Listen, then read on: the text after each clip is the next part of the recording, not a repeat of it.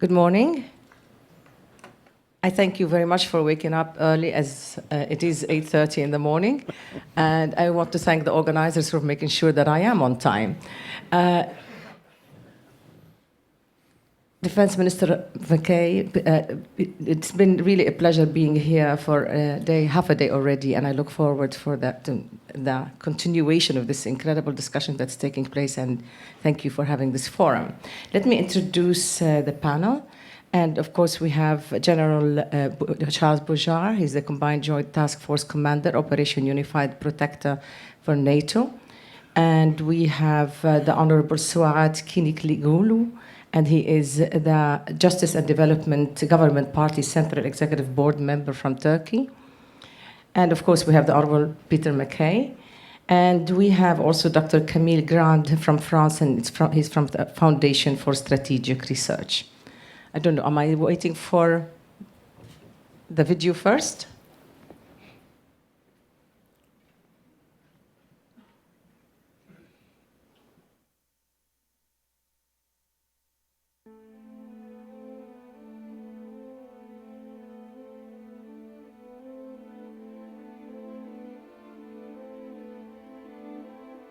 I'm very confident. Our military assessment is very clear. A significant threat against civilian population doesn't exist any longer. This is a reason why we can now bring Operation Unified Protector to a close. We have fulfilled the United Nations mandate. We have prevented a massacre on the Libyan people. We have saved countless lives. A great success. Will not be silenced, whether you're a Christian, whether you're a Muslim, whether you're an atheist.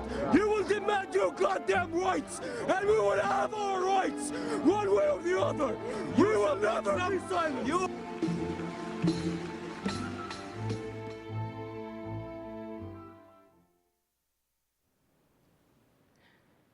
Minister McKay, is the job fulfilled in Libya? Did NATO finish the job? Is it a well-done job? Was this just one example of how the principle of responsibility to protect takes shape?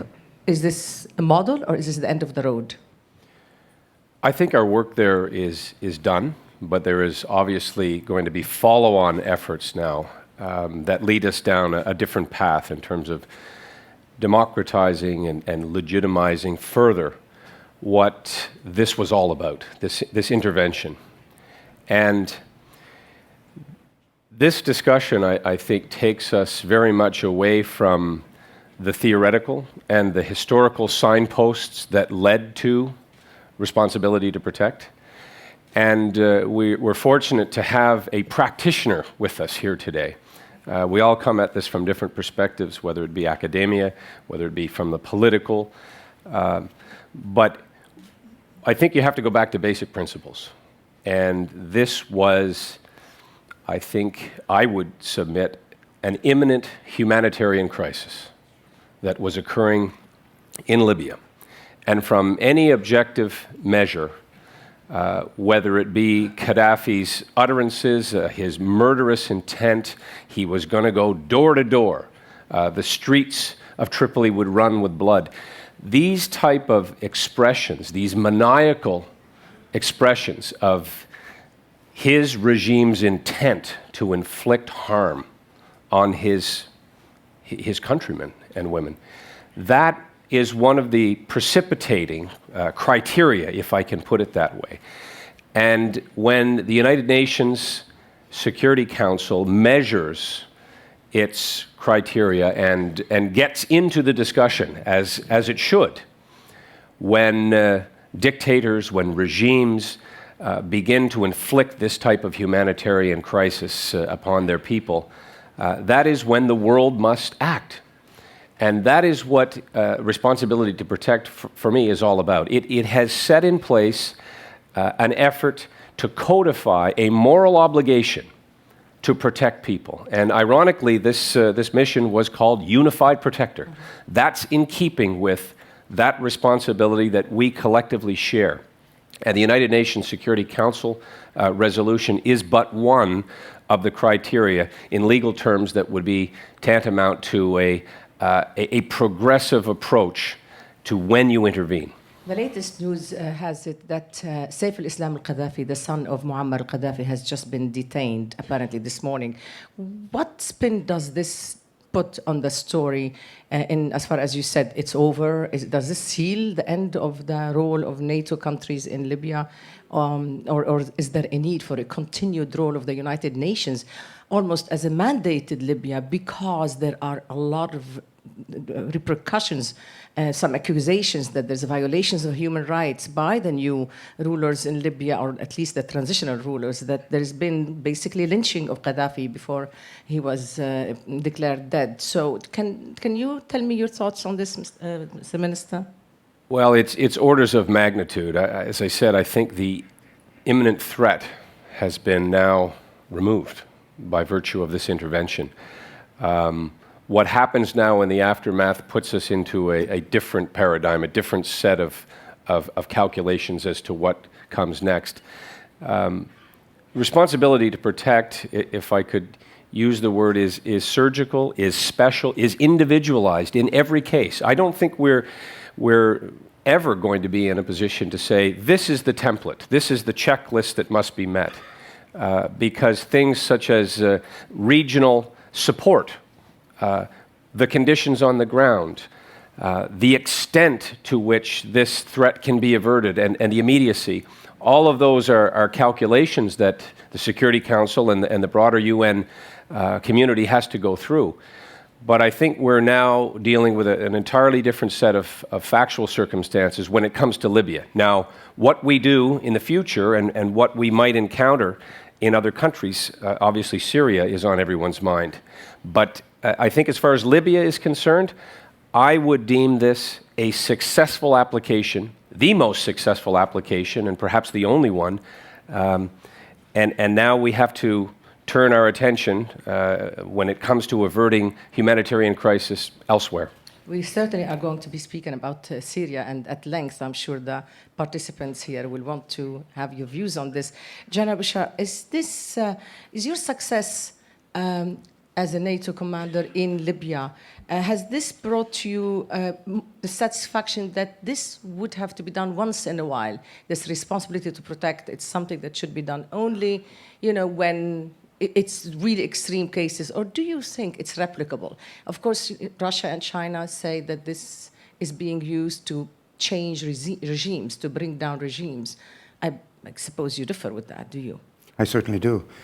We set up on very specific directions, both from the United Nations Security Council resolutions, 1970, 1973, and eventually 2009, and also the direction from the North Atlantic Council, which were specific, which was stop violence against civilians and enforce a no-fly zone and enforce an embargo.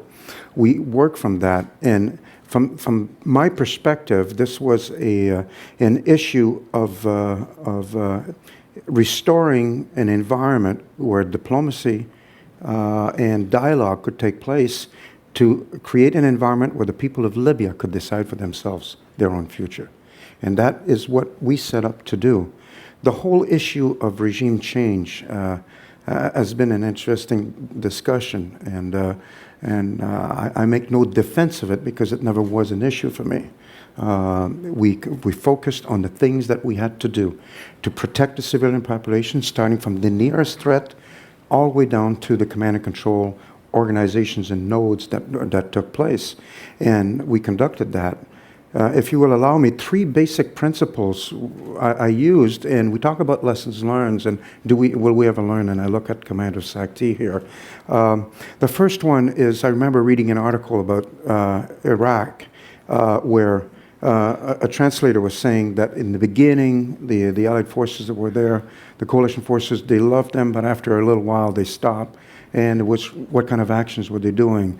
Our goal was to ensure that we retain the respect and the trust of the people of Libya. The second was to make sure we made no mistakes that would be costly, that would cost us, and we learned that in other places. And the final point is the lessons that I think we learned from the Balkans, which is everything that you destroy will have to be rebuilt on the road. I believe we were successful in setting this mission in stopping. I believe that the arrest of Saif al-Islam this morning is positive for Libya, because while Gaddafi himself died, Saif is alive, and it will help bring closure in a legitimate, be it national and international way. It will help those people of Libya to go through and move on. So that's the hard part. If I may offer as a final thought, is this was a NATO success, but the victory belongs to the people of Libya. They've won the war. Now they have to win the peace as well. Will you then take this a bit further in as far as the UN responsibility? Yes, some people, of course, say that this is an absolute success, but then others say 50,000 people dead later, and we don't know the shape of Libya. We are worried about some sort of an extremist coming in to rule in Libya. Even the head of the transitional government, the first thing he did, he got up on stage and he said not only that the Sharia will be the source of the governing in Libya, but he said polygamy should come back. How do you feel when you hear something like this? Do you worry? Do you say maybe 50,000 lives later, maybe we didn't do the right thing?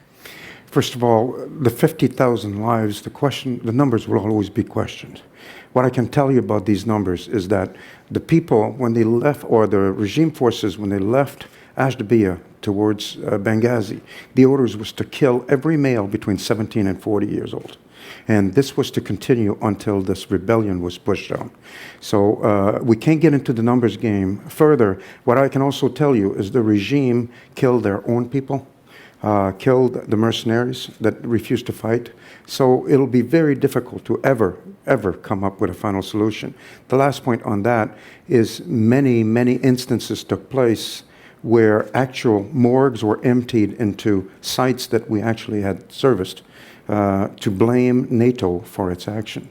So I think we have to put things in perspective with regards to that point.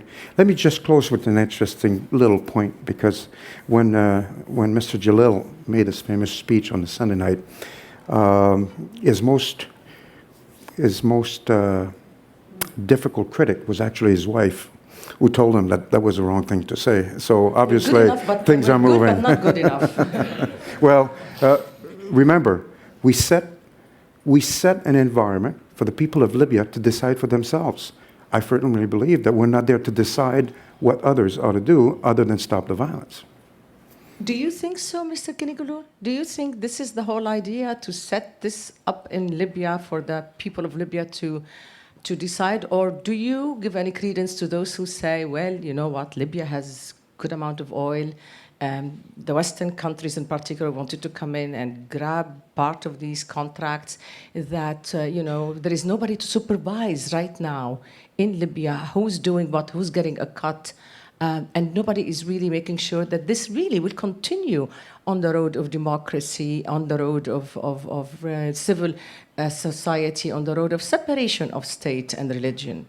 Your thoughts? I agree with the General that the NATO operation has been successful, and it's now up to the Libyan people to decide how they will be governed.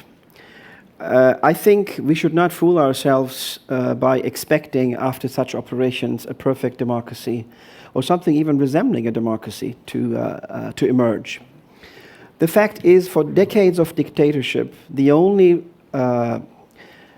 pockets where any kind of societal opposition could exist was the mosque, or the tarikats, or religious organizations. In the post-dictatorship period, to see that these organizations have a relative advantage to others, be they secular or non-secular, is quite natural, and I think we have to live with it. The responsibility on our shoulders is to help advise what would work, as Prime Minister Erdogan did in Cairo by calling for secularism to be an important element of the future societies that Arab societies are about to build. But in the end, we cannot dictate what sort of society will emerge. And I think that is fair, because I agree with the General, not only Libya, but Tunisia and Egypt, although Egypt is less completed. It's the people who did most of the work, and I think we should respect that. Actually, about Prime Minister Erdogan, he actually said yesterday or the day before, he said something very interesting. He actually said that there has been no appetite for the Western countries to apply in effect the principle of responsibility to protect in other places, because, in particularly Syria, he was talking about Syria, and he was very blunt. He said, because there is no oil. That is not coming from Sergei Lavrov. It's coming from Recep Tayyip Erdogan. Minister, would you care to comment on this? And I'll get back to you, Mr. Grant, in a minute.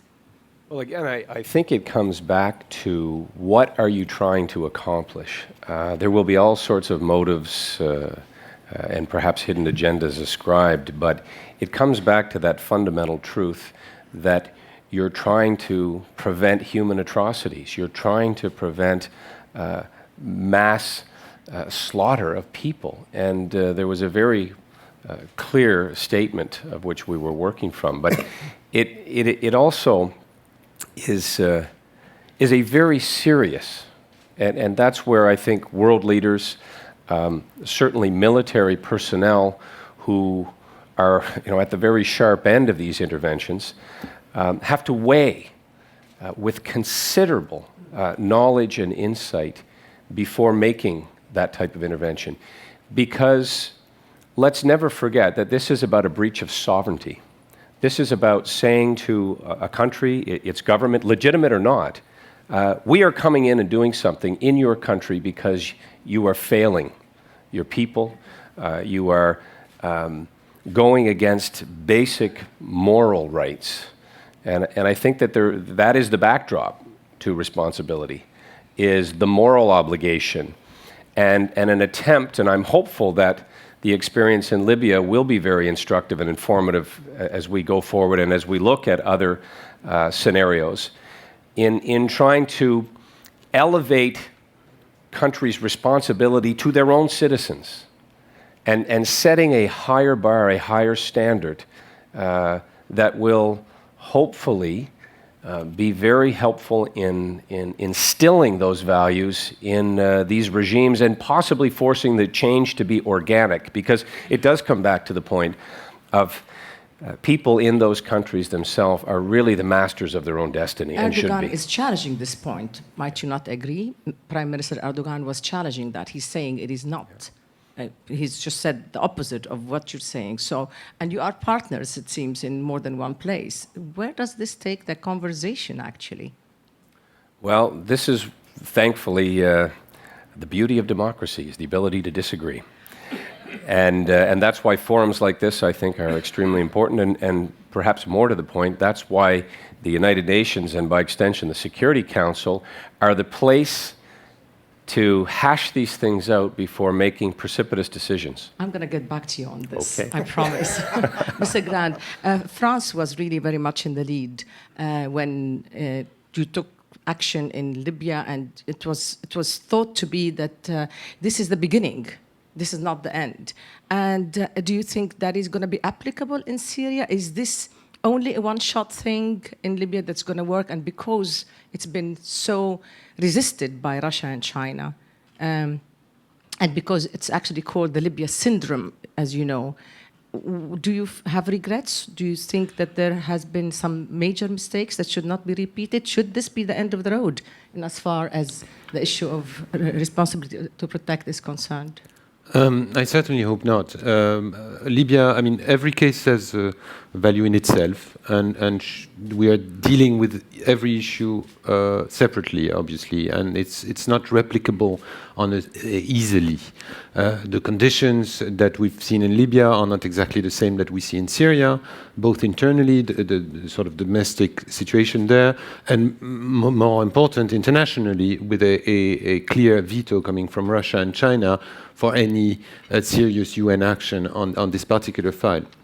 Having said this, what is clear with Libya is that it was an opportunity for the West, and not only the West, many states that supported this operation and took part in it, to send a message that this Arab Spring was such an important moment in this region, that we would not allow slaughtering in one particular country to stop that moment. And I think this was what was at stake in Libya. And this is making, I think this is very important to keep in mind. Then the second thing is in dealing with the other crisis ongoing. Syria is at the forefront at the moment, but Yemen and others can come to mind as well, is that obviously we have a political constraint, which is a very, very strong refusal on the part of Russia to see anything close to the Libyan mandate there. We also don't have, so far, a strong request from the Syrian people or the countries in the region for any form of military intervention, which is making a difference compared to the Benghazi situation. Yes. And finally, but having said all of this, I don't think we should be saying just sitting on our hands and do nothing. I think we should continue to exercise pressure through political means, through sanctions, so that we finally help the Syrian people to move this forward.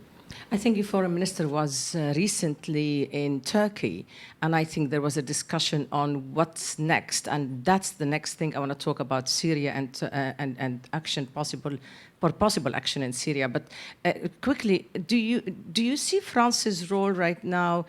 I hear his comments. I hear the statements made, and I feel that there is a focus on shaping the opposition, guiding the opposition. Is this a correct impression, or is there something else that you know about that I'm sure you do? I wouldn't say we will shape the opposition. Let's be honest, France has a limited capability of shaping the opposition or shaping the new government in Libya or in Syria.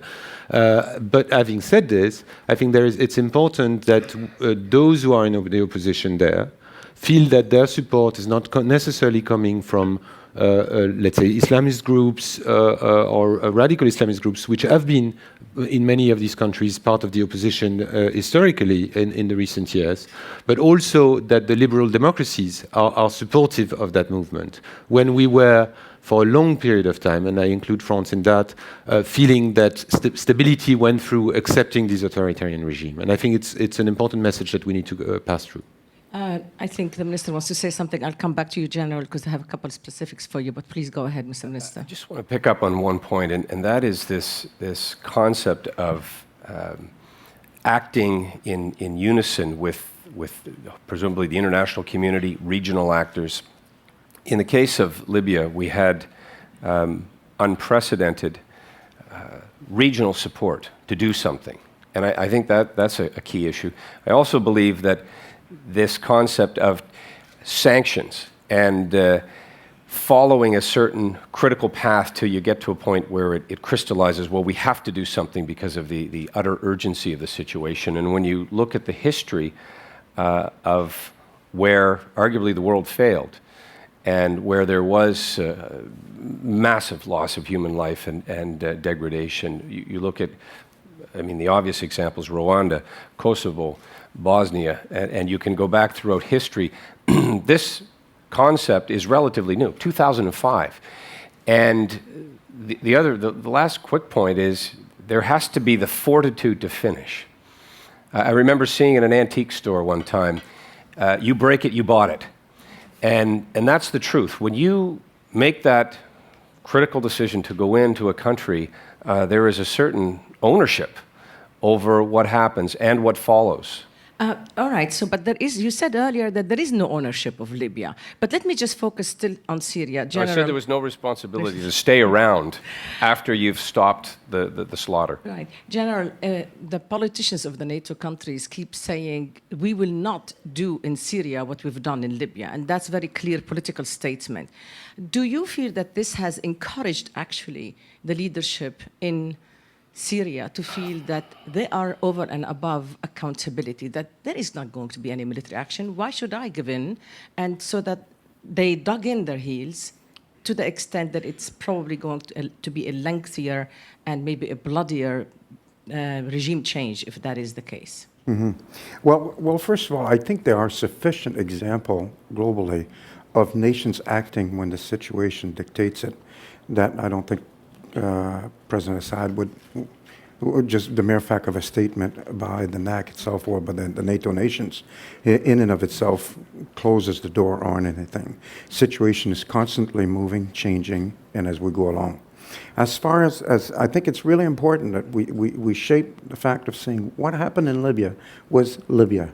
It's not Syria, it's not anything else. And each campaign has to be looked at on its own merit, as long as we look at the past and say, what can we learn as far as basic principle and adapt those basic principles to the next place. So the short answer is no, I don't think so, because the international will is there if needed, and action will be taken when directed. As you know, there is a discussion going on between Arab countries and, of course, the Gulf Council cooperation countries were in the lead in terms of bringing Libya to the United Nations, and then, therefore, there has been a cooperation between NATO countries and the GCC countries in Libya. And now there is a discussion of having, and the discussion is very much taking place with Turkey, to have safe zones, if you will. They're called efforts to protect civilians, but nobody is talking about military intervention or setting up military space. So what are they talking about, General? How could this be provided, that humanitarian protection, if there is no forces or no observers, military observers, to protect the civilians? Is there something going on that we don't know? Are you discussing with Turkey how NATO can cooperate or collaborate silently or behind the scenes with Turkey to bring in something new in the efforts to protect and change in Syria? My focus has been Libya, and I certainly, while I may watch on the peripheries the other activities and the other actions, I'm not aware of any discussions that are taking place in those places. My only point, my only bit of advice is that first of all, we have to go through the international support, the regional support, and the legitimacy that is required for a political decision. A multinational political decision is done. After that, my best bit of advice is to say, do not tie the hands of a military commander as to saying what he can and cannot do, to the point where really you are limiting his course of actions to the point where he can't act. And that is it's one of the points that I had the benefit of. I had sufficient directions from the NAC, the North Atlantic Council, without being limited in my course of action, and I was able to operate inside that. And I think that is the right balance, and the magic that has to take place is, what is the balance between political international directive and the freedom of action of the military commander to do so? And we have to be careful, but two ways. One is the acceptance and the knowledge of our political leaders to give us the right direction, but also we as military, our responsibility to ensure that we tell what we need to do our job. To your knowledge, is there any military conversation within NATO and particularly with Turkey as to what to do in Syria? I do not have any knowledge of any discussions. Do you know any such things going on? I don't know of any particular discussion, but what is clear is that we shouldn't be, I think, too much making a difference between Syria, where we do nothing, and Libya, where we do a lot, where we did everything. At the moment, we see a lot of things moving on Syria. We heard the Muslim Brotherhood of Syria calling for Turkish involvement. We see a lot of consultations on what are the best tools to do something in Syria. There are these talks about whether there should be observers that would somehow implement the call from the Arab League to stop the killing and engage into a negotiation that would involve the current regime and the opposition. So I think things are moving, and are moving quite in the right direction. On top of that, you have France, Germany, and the UK going up for a resolution in the UN General Assembly, which could get an overwhelming support. It's not a basis for your use of force, because it's a General Assembly resolution. It's about human rights. But still, you have the pressure building up on the Assad regime, and I don't think that should be completely brushed aside. Isn't that interesting, Mr. Kiniglu, is that the Muslim Brothers are asking Turkey for military intervention? What does that tell us? Well, them asking for military intervention doesn't mean Turkey will intervene. But it is a rather notable point, isn't it? If you allow me, comment a few things on what's been said earlier and on your question as well. On Syria, I think there are a number of things we need to be mindful of. First of all, Syrian lives are no less valuable than Libyan lives. Let's put that out there. Secondly, yes, Syria is a much more complicated case. Prime Minister Erdogan's speech on Tuesday of the greed argument on oil and gas in Libya and not so much in Syria, I think is valid.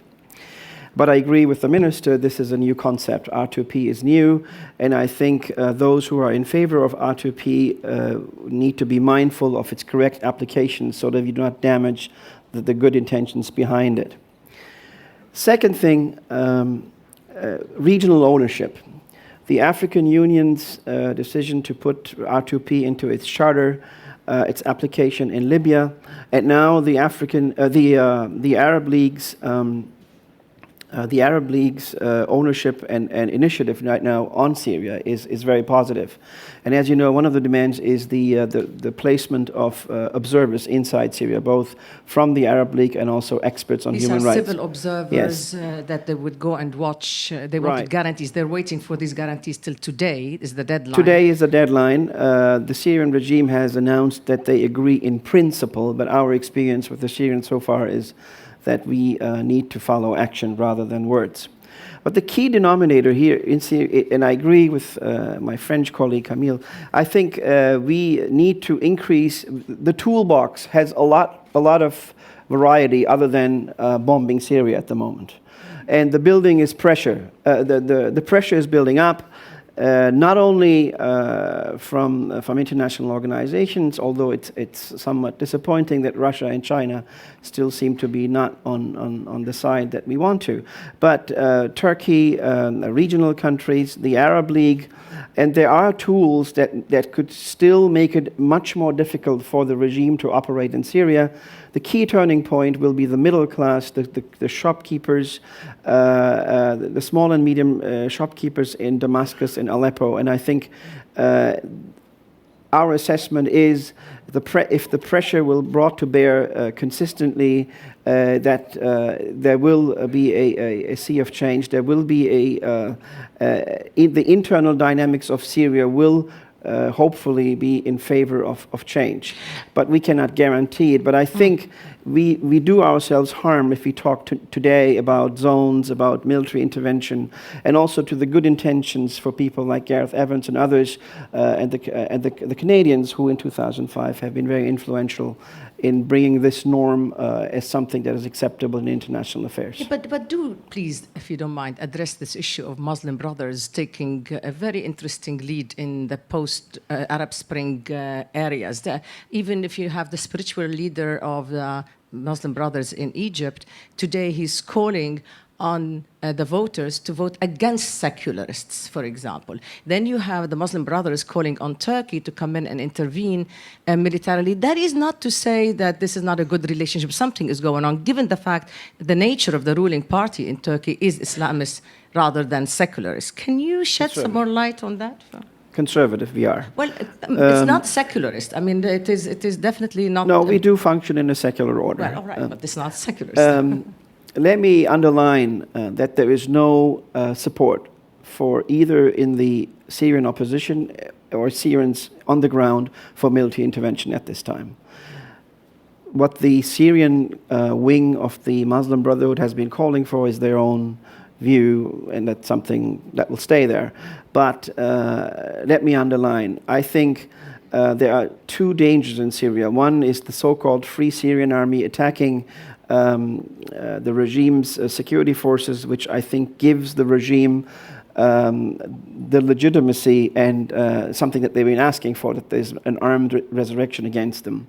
This is dangerous. We do counsel the Syrian National Council not to employ any violent means. The second one is, I think we are not there yet. I mean, as I said earlier, we have a lot of tools we can use still yet. And if 6 months later we will find ourselves in that situation, that's something that needs to be discussed then. But I think it's counterproductive now to talk about intervention in Syria. Mr. Minister, some people say that it's, pick what suits you for applying, and I mean you personally mean the West, in applying the principle of responsibility to protect. And they say, well, when the Iranian people went out on the street and tried to say, we also need protection, not many of the Western countries came to their aid. Should this principle, to the responsibility of protect, should it be exclusive to certain areas and situations, or should it be applied when need be and as need be? Well, I think... And not necessarily militarily, but I mean the principle itself. Well, the principle itself, let's never forget, isn't just military action. It's very much this set of tools in the toolbox that you can apply. And something else that was said that I very much agree with is there's a tipping point. There is a critical mass of evidence, if you will. I tend to look at it too much, perhaps as a former prosecutor. But when do you get to the point where you have exhausted all options and you have reached that moral tipping point that you have to act, that there is going to be a crisis? Iran is a very interesting example, and of course that is also on the spectrum, if you will, that is under consideration as to when is it justified to intervene in a sovereign country. And when people were in the street, that for me is obviously one of the big considerations. What do the people themselves want and need at that moment in time? And I think frankly, the opportunity that we missed with Iran was to not demonstrate more overt international support for what was happening in that country. We did not embrace what could have been, I think, an organic movement that could very well have been at the front end of the Arab Spring, as opposed to something that may happen now in the future. And I think clearly the Persian people are watching very closely what's going on around them. And we've seen two extremes as to how things change. There was Tunisia that seemed to happen quickly. There is obviously other countries now that are still on the continuum, Iran being one of them. And then you have the Libyan example, where it required international intervention to get them to that point. Do you think there would be an Iranian spring, or Iranian awakening, or a revolution, a la, whatever happened in the Arab world? Do you think that's going to happen? I pray that it does. What about those who say the responsibility to protect civilians under occupation, for example, in Israel? Is this something that should be also a moral responsibility to protect civilians under occupation when they really cannot have means to protect themselves? I would say that's a different scenario. You're talking now about statehood as opposed to protection. And then we could get into a whole other very, very protracted discussion about negotiated settlement versus, the international community imposing its will and telling the two parties here, Israel and Palestine, to sort it out. What is missing, while there is obviously violence as part of that whole paradigm, I would suggest that on that continuum, we're not in a situation where responsibility to protect would kick in or would apply. Well, let's take it to the audience and see how many people are going to participate in this. Let me just see some hands up, and those who have not asked. I'll start with you, sir. Christopher Marshall from the German Daily Der Tagesspiegel. Peter McKay, I just would like to follow up on your last comment about Iran, and before we were talking about intervention in favor of people's revolution. It is very difficult to compare that. I think at the moment everybody agrees that if there would be an international intervention in Iran, then most of the people would rally behind the regime. So if you say, well, it depends what the people on the street think. If it's the sequence is first intervention and then something else, we would bring people behind the regime, what we don't want. If it's the other way around, if people would first demonstrate and protest, and then you would say, oh, now that's a situation that we might help the opposition in Iran. Is it really just a timeline, the sequence of events, or could you a little bit elaborate on that? I'm going to let you please answer this while I gather some more questions. So you go ahead and I focus otherwise. Please, sir, go ahead. I think your point is well made, that because the Persian people very much want, like every human being, they want to be masters of their own destiny, in the sense that I think they very much want a legitimate democratic government. And the difference in Iran, as you know, is they've had experience, at least arguably, with a freer society. They were and are a very modern, educated, clear-thinking people who have been under the thumb of a very brutal regime. But the point you make about an international intervention could very well have the opposite effect of what is desired here. It could lead to the sense that the international community is invading their country, something that they have not asked for, that someone else's will is being imposed upon them. And so that's the calculus. That's why I say that I believe that there is a continuum that has to be followed, and progressive discipline. I come back to that point of taking steps. There was an interesting discussion on Iran last night where I think Shlomo made a very critical point here, is has the international community really applied all of the pressure that it could?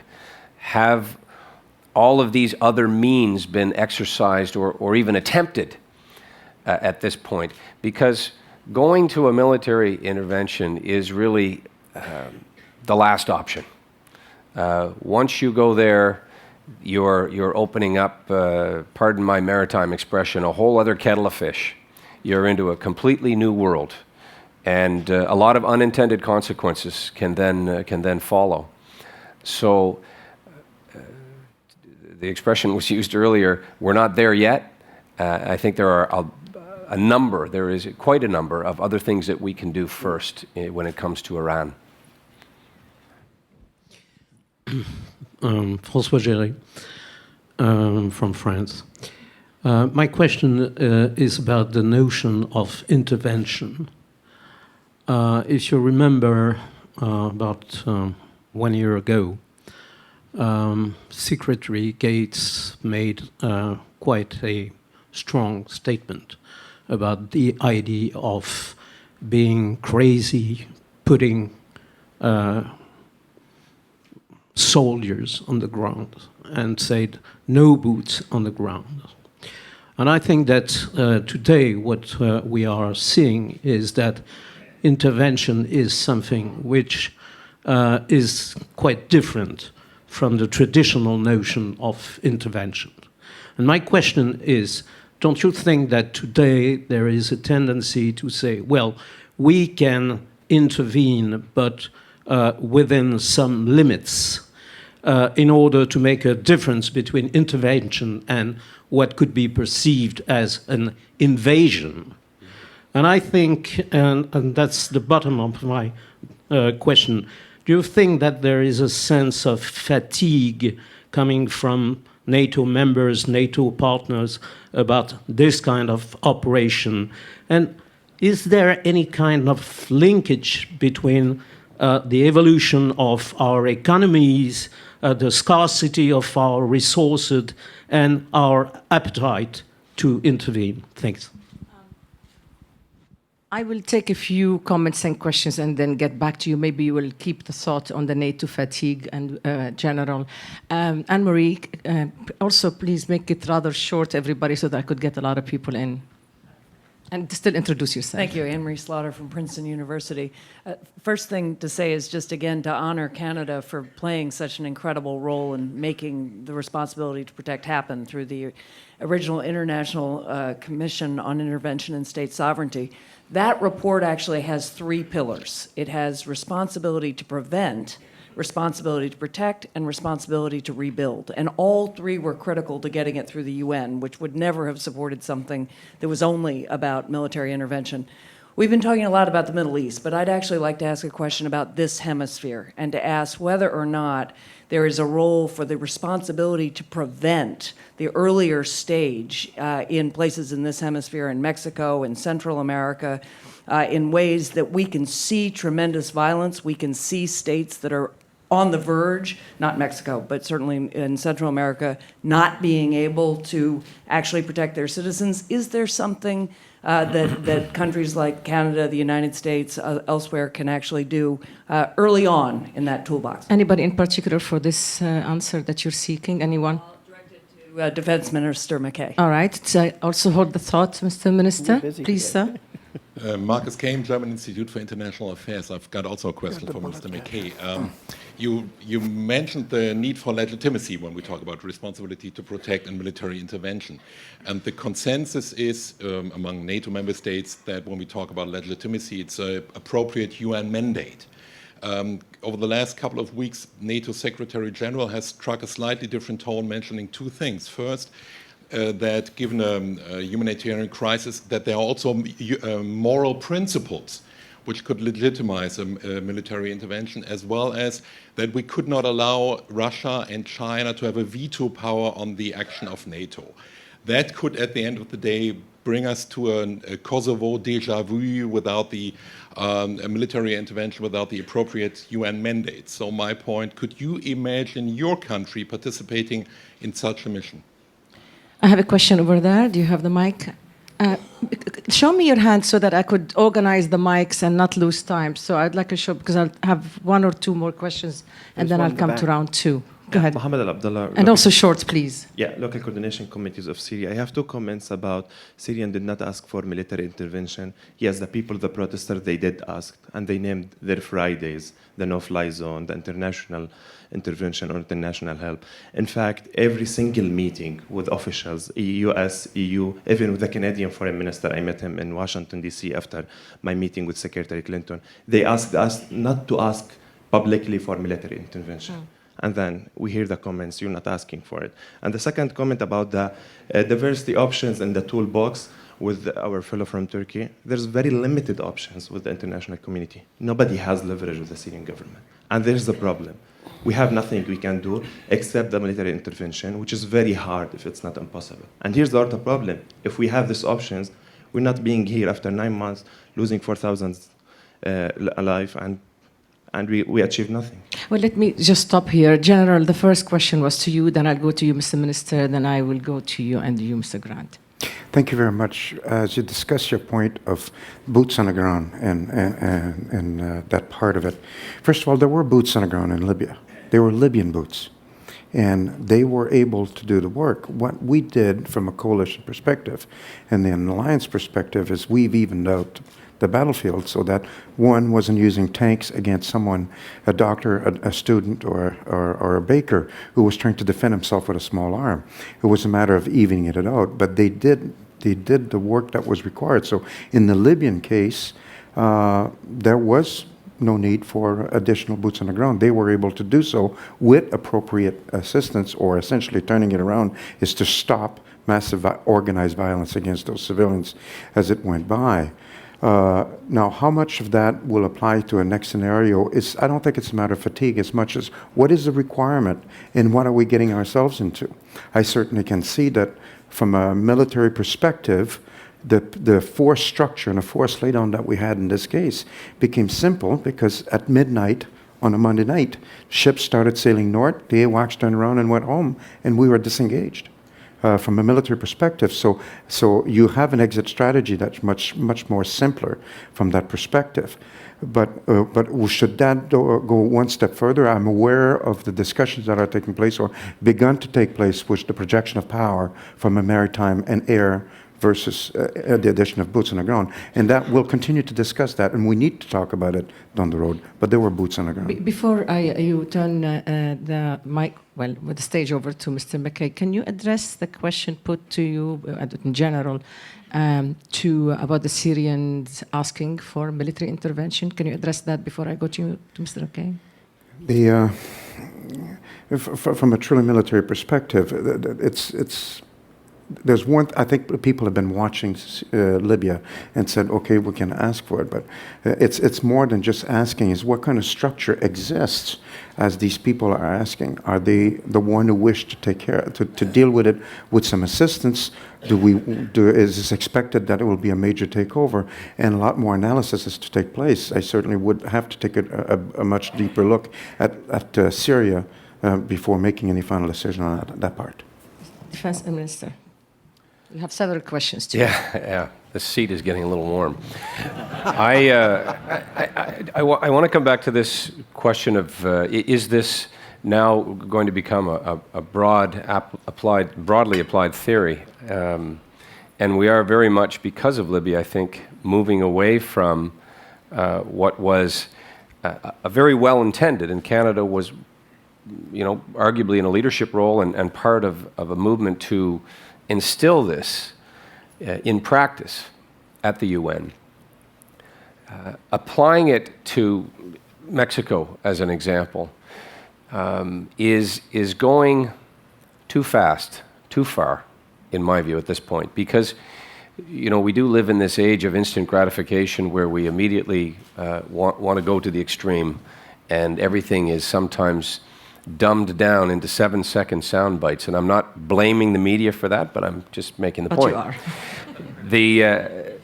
The application of R2P in a situation where things seem to be going badly, and violence is certainly prevalent in Mexico. But I come back to an earlier point about the sanctity of a sovereign state, and more to the point, the internal responsibility of governments themselves. And it is very much linked to the principle of democracy and people's ability to have expectations of their government. And that's why that's the beauty, the magic, the importance of democracy everywhere. And that's what we need to keep the eye on and to fight for. Because Iran is another example of a country that has aspirations that we should be encouraging, that we should be supporting, and that we should very much embrace the value of bringing forward a moral compass that we want to implant in leaders, that they have that direct responsibility to protect people, their own citizens, their own population. And it's only in extreme cases that the entire international community comes together and says, if you won't do it, we're going to do it for you. But there's a danger in creating a scenario that says there is world police that are going to start singling out countries and enforcing what those governments, legitimate or otherwise, should be doing for their own people. And I'm very loath to say that you can take a template and apply it uniformly. This is not a cookie cutter concept. This is something that is very individualized and has to be used, in my view, I won't say sparingly, but used after all of these other efforts have been tried and exhausted. We should not charge in, because the consequences of doing so and the potential fallout is very dangerous and extreme. I'm sure you'll have comments from the next round on what you're saying, because I have only about 15 minutes and I want to make sure to go faster. Could you please address some of the questions addressed to you, particularly the Syrian gentleman? I think that was more to you, and then we're going. Well, first of all, I think the catchword about the Syrian National Council is that we still need to see some political maturing. It needs to be more representative, and as you probably know, we have asked all segments of Syrian society to be present in the council, including the Alawites, the Christians, the Kurds, and the others. Secondly, while I understand your urgency, I think we also are grappling, and this is probably the essence of this panel, the issue of international legitimacy. We have two Security Council members who seem unlikely right now to go along with this. In Libya, we did have that, and that is something that makes a hell of a difference. Lastly, I really would like to underline there is a tendency in the international media to portray Turkey as a subcontractor of the Syrian operation. And I would caution the international media on those. Turkey will not be subcontracting something on Syria. If anything will be done on Syria, it will be done all together. We need regional ownership, as the Arab League has done, as other countries, most Arab countries right now are doing. But Turkey will not be doing unilaterally or will be taking a subcontracting role in Syria. And I think we need to focus more on building up the pressure on the regime, on working on the vote on Tuesday in the General Assembly to increase the pressure on the regime. You need to follow the economy, which is key in Syria, in changing the internal dynamics against the regime. But most importantly, the issue of international legitimacy. And I think one of the questions on the panel, as you know, Gida, is what do we do if we do not get a vote out of the Security Council? What do we do with legitimacy then? Let me, just for the sake of clarification here. First of all, you are talking about the vote on Tuesday in the General Assembly on Human Rights. Now, that's a completely different story. Still putting pressure on this. This is pressure, but then you're talking then about the Security Council vote, meaning the resolution that was double vetoed by China and Russia. So are you saying that you do not revisit it, or you should revisit it, or? Well, we're not a member of the Security Council. Exactly. But did you say you should, or they should, or should not? I think everyone's looking for that, for a Security Council to come out in unison. France is a member, permanent member. Go ahead. No, but what is clear is that the UN General Assembly vote is important to enable us to revisit the Security Council debate. If Russia and China appear very isolated in voting against any condemnation of Syria in a context where it's a sort of majority vote, they will probably be slightly more flexible on moving forward the debate in the UN Security Council. Let me be clear on this issue of intervention in Syria. I think it has been said a lot that Libya was sort of the R2P died in Libya because it was a one-off. My concern is that R2P would die over Syria because we are not serious enough on this. And when discussing options to do something about Syria and to move up the scale, I think we should not rule out anything when the conditions are met. And of course, meeting the conditions is tremendously demanding politically, and I think we need to be very serious on this.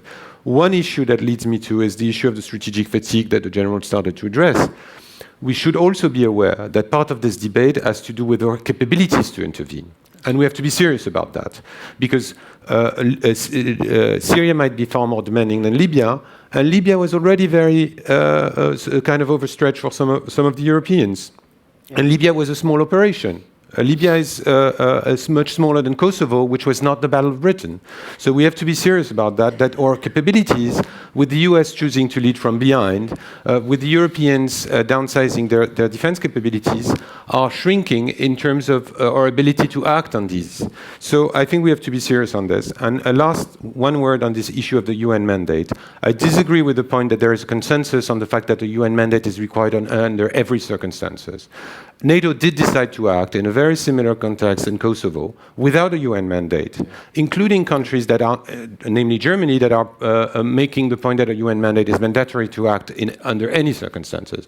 So I think we have to be it's a very, very much a case-by-case basis, and we have to be very serious when we think about these issues. Very quickly, sir, because you want the floor, but because I have like 6 minutes left, and I promised two, at least I have to take two that I promised, and I apologize for everybody else. Hands come up at the very end, but very quickly, and then I go to two gentlemen only. I just very much associate myself with the last two comments from my friends about the legitimacy of that, and that includes the legitimacy of your own population.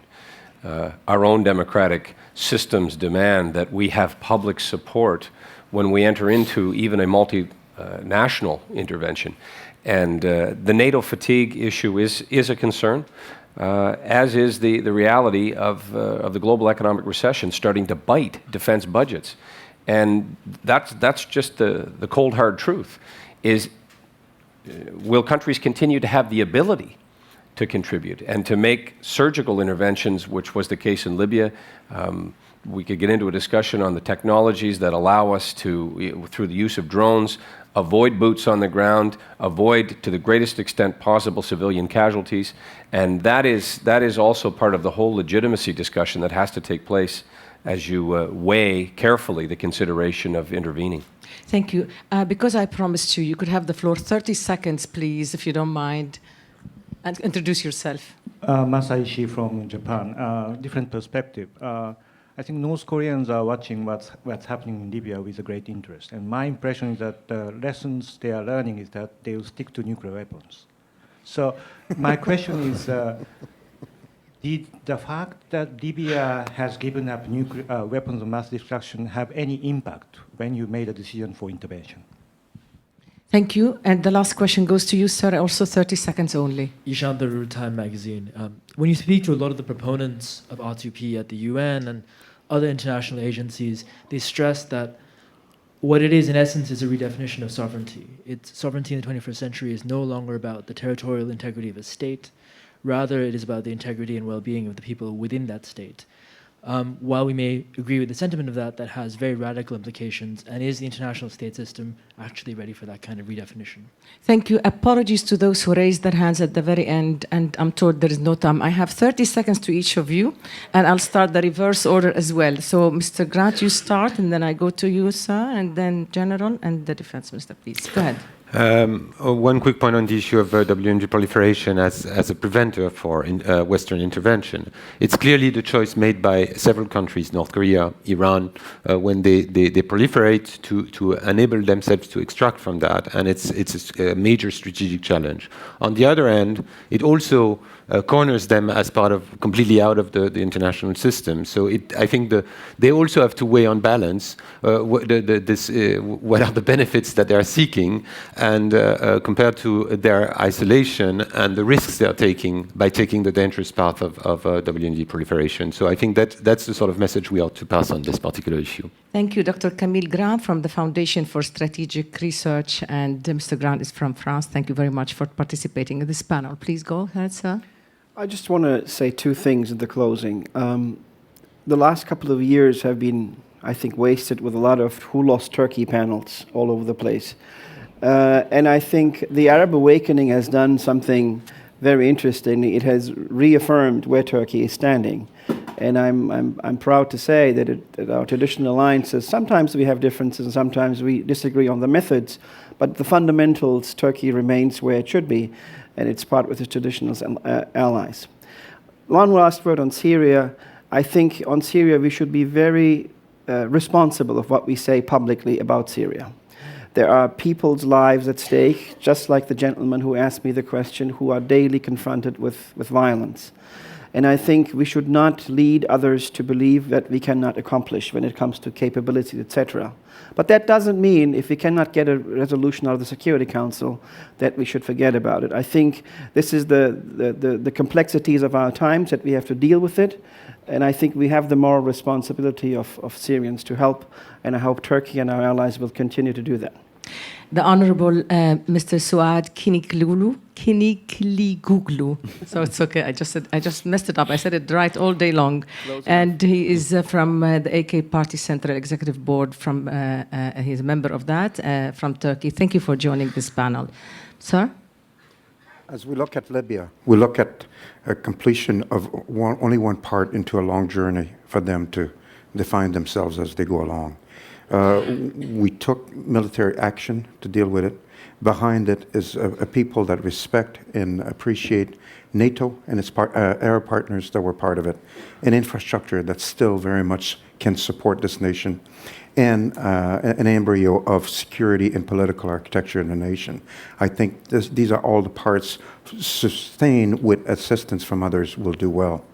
From a futurist perspective, Libya should not be a blueprint for the future. Libya is just one more campaign in which we need to draw some valid lessons learned, apply them collectively, and engage into the future as we see fit. But I think from that perspective, it behooves our NATO to be capable to have multi-role capability. my closing point also applies to NATO, because it is my last and still my current employer at this stage. No matter how much we can talk about NATO as a slow organization, this mission was set up in 6 days, with 3 weeks to plan it, 6 days to set it up and to execute it from a handover from someone. NATO can do the work. It's shown to do that, and it can do it when it puts its mind together, support by a political organization, a team, and we can make it happen. NATO is alive and well, in my opinion. Thank you. Lieutenant General Charles Bouchard, Combined Joint Task Force Commander, Operation Unified Protector of NATO. Thank you for joining us. Sir? Libya was very instructive on a number of levels, and it does legitimize the authority that exists within the broader community to act. And while I very much believe that there is a lot of very, very important lessons learned, we have to be careful not to transplant everything that occurred in Libya and superimpose it on whether it be Syria, Iran, North Korea. There is a very significant upside and downside if we misinterpret the lessons of Libya.